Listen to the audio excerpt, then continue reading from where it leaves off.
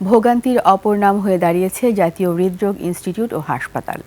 রোগীর তুলনায় সীমিত অবকাঠামো, জনবল সংকট এবং ব্যবস্থাপনার দুর্বলতার কারণে বাধাগ্রস্ত হচ্ছে চিকিৎসা সেবা। সেই সঙ্গে রয়েছে দালাল চক্রের দৌরাত্ম্য।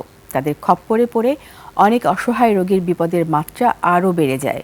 তবে হাসপাতাল পরিচালকের দাবি, যে কোনো ধরনের অনিয়মের বিরুদ্ধে কঠোর ব্যবস্থা নেওয়া হচ্ছে। বিস্তারিত সঞ্জয় অধিকারী রিপোর্টে। কালার এক্সপার্ট ডার্ক স্যাপ এবং মাইল্ড অন হ্যান্ডস টেকনোলজি সমৃদ্ধ অরিক্স অ্যাডভান্স ডিটারজেন্ট পাউডার আপনার লন্ড্রি এক্সপার্ট। জাতীয় হৃদরোগ ইনস্টিটিউট ও হাসপাতাল দেশের হাজার হাজার হৃদরোগীর ভরসার কেন্দ্রস্থল। বিশেষ করে হৃদরোগে আক্রান্ত দরিদ্র ও মধ্যবিত্তদের সহজ গন্তব্য এই চিকিৎসা কেন্দ্র। কিন্তু নানা অব্যবস্থাপনায় ছেদ পড়ছে সেই ভরসায়। হাসপাতালের প্রবেশ মুখ থেকেই শুরু হয় ভোগান্তি। রোগী বহনকারী অ্যাম্বুলেন্স আসা যাওয়ার জন্য রয়েছে মাত্র একটি গেট। সেটির দুই পাশ জুড়ে দাঁড়িয়ে থাকে অসংখ্য গাড়ি। এতে জরুরি বিভাগে তাড়াতাড়ি পৌঁছানো প্রায় দুরূহ হয়ে পড়ে। দক্ষিণ পাশে একটা বড় গেট ছিল, দীর্ঘ এক যুগেরও বেশি এই গেটটা বন্ধ রাখছে। জরুরি ভিত্তিতে যাতে করে তাড়াতাড়ি চলে যেতে পারি সেই ব্যবস্থাটাও ব্যাহত হচ্ছে। জরুরি ওষুধ ও অন্যান্য সামগ্রী আনতে ভোগান্তি পোহাতে হয় স্বজনদের। দেখা যায় আমার এমন একটা ঔষধ লিখছে, ওই ঔষধ এই ফার্মেসিতে নাই।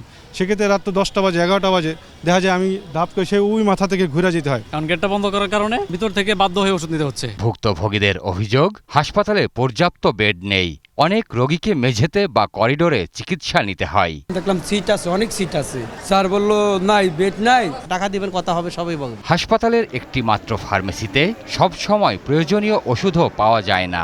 অনেক রোগীকে বাইরে থেকে উচ্চ মূল্যে ওষুধ কিনতে হয়। অনেক সময় প্রাইস বেশি রাখে, অনেক সময় সমস্ত প্রোডাক্ট থাকেও না। মেডিসিন তাদের মন মতো কিনতে হয়। তার মানে এখানে একটা সিন্ডিকেট আছে। তবে সবচেয়ে বড় ভোগান্তির কারণ দালাল চক্র।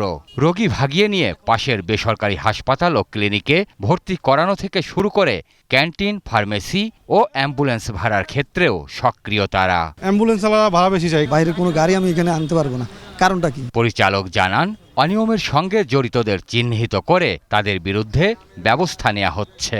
এইতে দালালদের ছবি লাগিয়ে রেখেছি, দেখা গেল 3 দিন পরে সব ছবি উধাও। ওই দালালদের পুষছে কারা? ভুক্তভোগীদের দাবি, ভোগান্তি কমাতে দ্রুত কার্যকর পদক্ষেপ নেওয়া জরুরি। সঞ্জয় অধিকারী, 21 টেলিভিশন, ঢাকা।